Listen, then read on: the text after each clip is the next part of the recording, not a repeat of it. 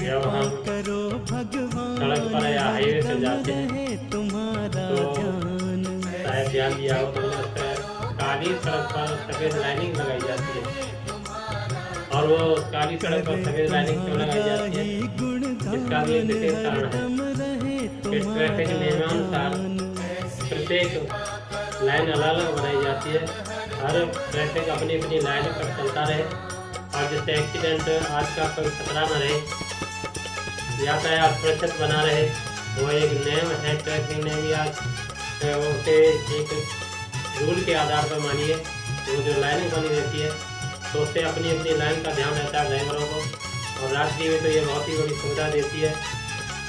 यदि ये लाइनिंग ना हो तो कितना बड़ा खतरा है, आपस में वाहन जो आपस में भिड़ेंगे, टकराएंगे, एक्सीडेंटल केस ज़्यादा होंगे, इसलिए ये लाइनिंग लगाई जाती है।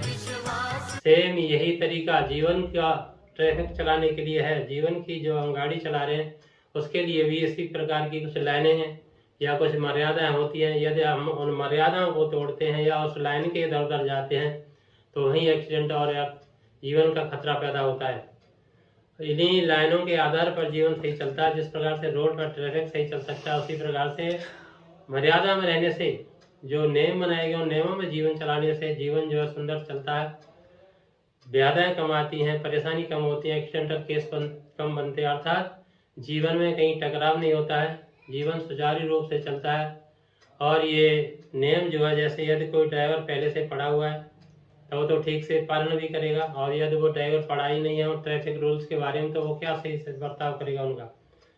इसलिए इन ट्रैफिक रूलों के बारे में जानकारी होना बहुत ज़रूरी है।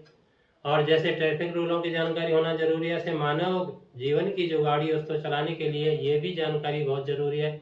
और ये जानकारी जो बचपन से ही सबको सिखाई जाती है। अच्छी आदतें जो बनाई जाती हैं, अच्छे संस्कार, जिन्हीं को हम अच्छे संस्कार कहते हैं।